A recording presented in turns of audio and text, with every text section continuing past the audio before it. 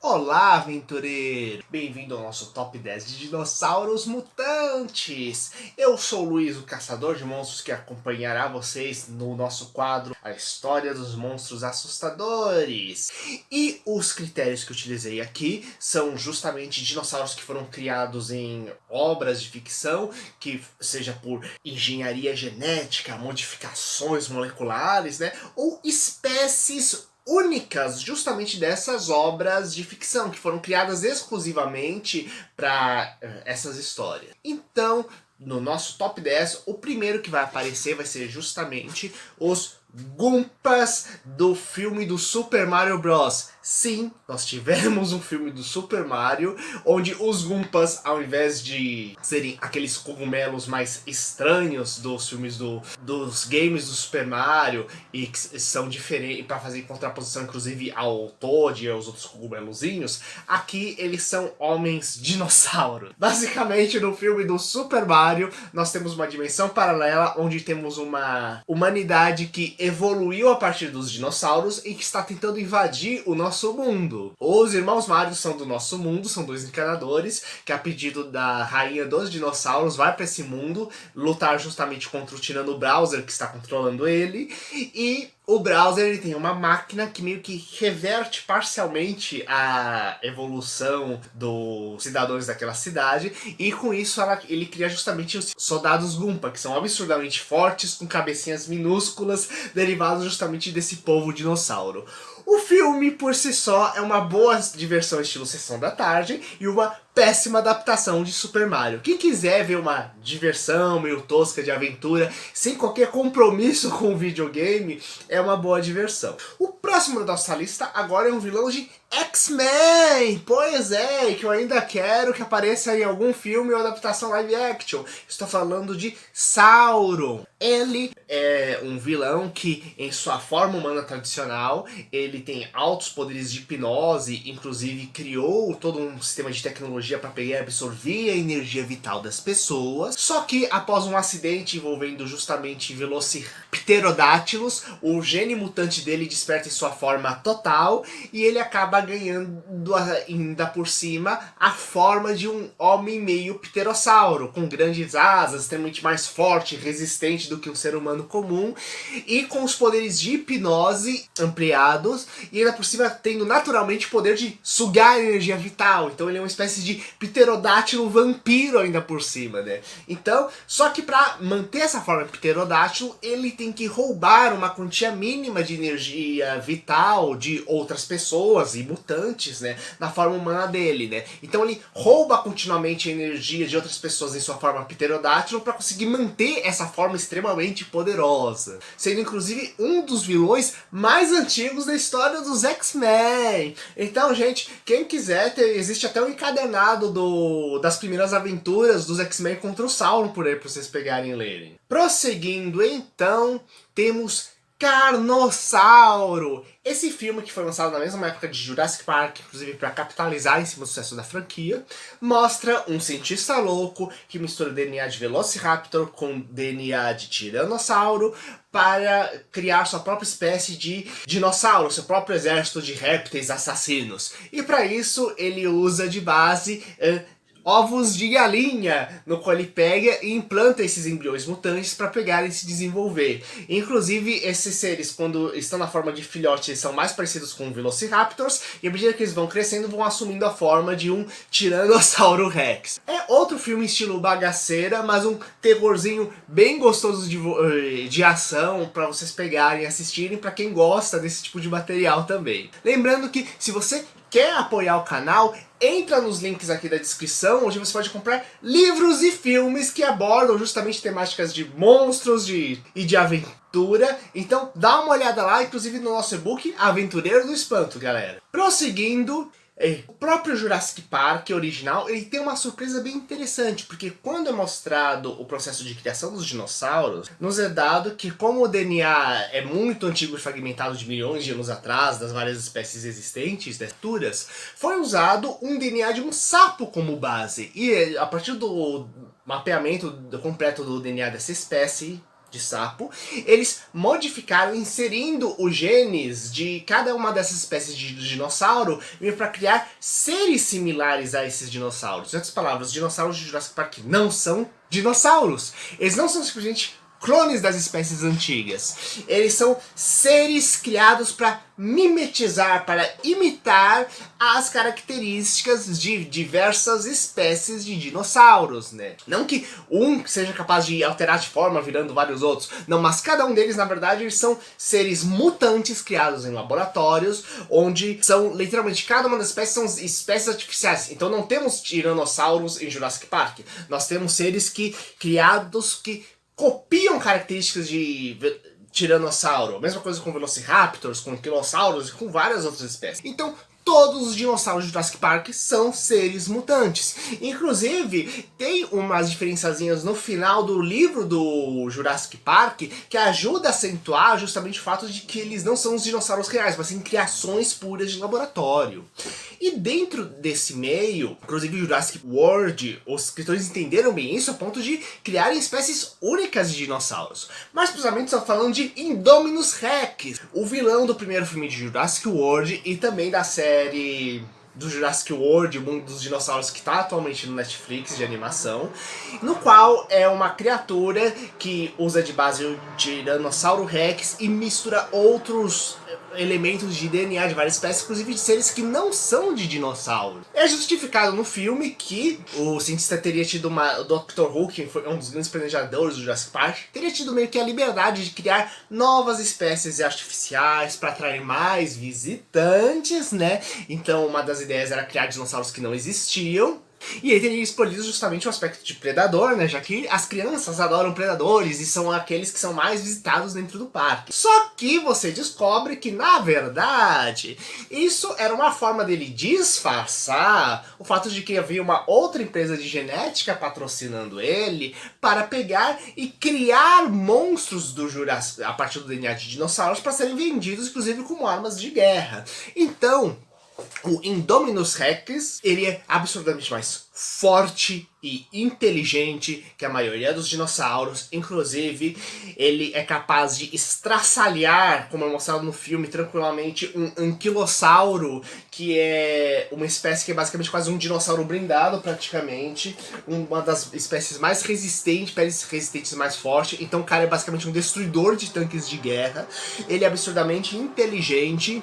Inclusive, ele é capaz de controlar os grupos de Velociraptor, como são mostrados no filme. Ele tem a habilidade de camuflagem, como existe inclusive de alguns répteis capazes de se disfarçar. Inclusive ele pode controlar a própria assinatura térmica, a própria emissão de calor do próprio corpo devido a outros genes dele, né? Fazendo com que vários equipamentos militares não consigam localizá-lo habitualmente. Então, uma máquina de guerra destruidora e incontrolável. E ainda por cima, como ele foi criado sozinho em cativeiro, na verdade, inclusive criado para ser tão selvagem, a ponto de que ele mata o próprio irmão gêmeo, melhor, irmã gêmea, já que é uma fêmea, né? Dentro do cativeiro, sendo criado por anos sozinha lá dentro, temos todo o problema de justamente uma espécie de animal que foi criada isolada do mundo por anos, né?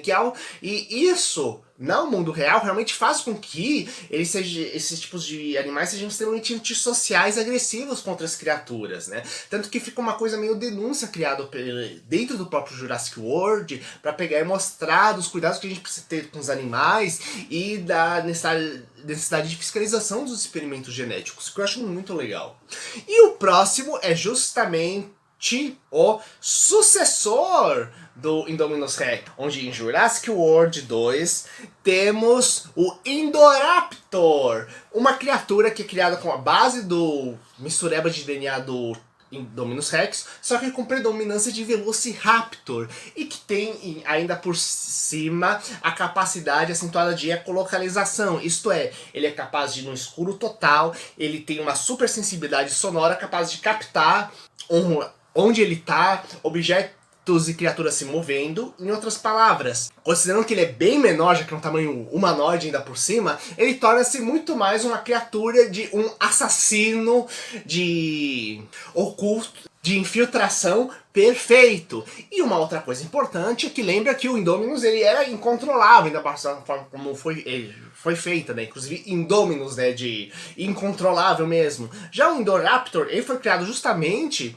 para poder pegar e você ter um ser domesticável, um assassino, uma máquina de matar que seja controlável. Lembrando que os Velociraptors do Jurassic World, você tinha uma pessoa que tinha conseguido pegar e criar todo um sistema de domesticação em cima deles, de treinamento, né? Então, predominar o DNA dos Velociraptors, inclusive da Blue, que era o principal, justamente, dinossauro amestrado do Jurassic Park, era uma forma justamente de você pegar e criar um super assassino controlável dentro da história. Não vou comentar mais detalhes, inclusive para vocês pegarem e assistirem o Jurassic World 2, que é muito divertido também. O próximo, indo para nossa quarta posição agora, inclusive é um desenho animado, mais precisamente Dinossauros Radicais. Um desenho pegando a vibe dos Tartarugas Ninja dos anos 90, né, no qual todo mundo queria ter o seu próprio seriado de animais, guerreiros, lutadores, humanoides, né? E aqui temos um grupo de dinossauros criados pela intervenção genética de alienígenas, só que inteligentes, tanto do bem quanto do mal, que lutam numa guerra justamente entre dois grupos alienígenas diferentes, né? Que pretendem cuja ideia original é pegar o DNA dos dinossauros da Terra para pegar e criar uma super espécie guerreira, né? Um desenho bem divertido que eu aconselho vocês procurarem na internet. E entrando finalmente no nosso top 3, temos em primeiro lugar o Reptilicus. Esse monstro de uma longa-metragem dinamarquesa ainda por cima. É uma criatura serpentoide, cujo fragmento é encontrado numa expedição, e na medida de que existe processo para você criar todo o processo de regeneração, estimular o desenvolvimento novo da criatura, meio que fazer experimentos em torno daquele fragmento, a ponto de você regenerar a criatura inteira, novamente a criatura acaba saindo do controle, né? E temos um ser que lembra inclusive a famosa Sépia, a serpente alada que aparece em vários símbolos de iconografia medieval, inclusive é o símbolo da família real portuguesa, inclusive, e cujo aspecto e super capacidade de regeneração faz a gente pensar até onde isso não influenciou, inclusive, o primeiro filme do Ghidorah, que seria feito apenas logo alguns anos depois, inclusive no Japão. O nosso segundo lugar acaba indo para os Dinobots de Transformers, que foram um grupo justamente de robôs que foram criados baseados diretamente nos dinossauros, tanto que eles não são seres que vieram de Cybertron pra cá no desenho original, mas seres que foram criados meio que artificialmente, artificialmente com muitas aspas, já que estamos falando de robôs, né, então automaticamente vai ser artificial em algum grau, né, mas basicamente eles foram criados a partir de um pesquisador, um robô pesquisador dos Autobots, que analisou os fragmentos e pesquisas de dinossauros da Terra e resolveu criar seus próprios dinossauros robóticos, né? Mais precisamente os Dinobots. E esse grupo fez tanto sucesso que meio que apareceu em vários outros animes dos Transformers produzidos no Japão. Tivemos inclusive o retorno dele, só que do mal, nos seriados Transformers, mais precisamente no Beast Wars, que fazia o primeiro seriado em CG da franquia, e inclusive aparecem nos filmes dos Transformers também. Então, nosso segundo lugar vai para os Dinobots, e que inclusive inspiraram outros seriados baseados em robôs dinossauros que se transformavam em guerreiros humanoides também. Por fim, nós temos doses duplas com Anguirus e Ghidorah. Mais precisamente, Anguirus e Godzilla. Sim, gente, o primeiro Godzilla, ele era um dinossauro. É colocado no primeiro filme que o primeiro Godzilla, isso no filme dos anos 50, gente, que ele seria uma espécie raríssima de dinossauro que estava em hibernação durante milhões de anos e haveria sido despertado pelas bombas atômicas.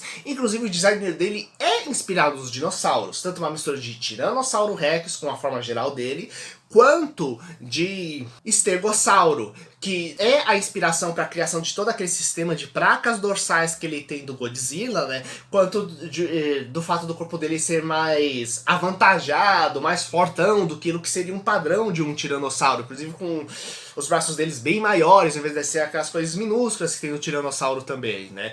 Então, o Godzilla era uma espécie única de dinossauro, inclusive capaz de absorver e lidar com radiação, a ponto de ter sopros atômicos, né? Essa origem foi reconsiderada e desconsiderada várias vezes ao longo da história, né? Sendo que no filme atual do Godzilla, ele tem uma origem própria completamente diferente, sem ligação nenhuma com os dinossauros. Sendo que, além disso, o segundo monstro que aparece na franquia do Godzilla, do Japão, que aparece justamente em O Retorno de Godzilla, é um monstro Anguirus, que é outro dinossauro e que dessa vez é inspirado justamente no Anquilossauro. Lembra aquilo que falei que era aquele dinossauro que existiu de verdade, que é basicamente todo brindado, com o corpo dele formando toda uma série de placas ósseas de proteção?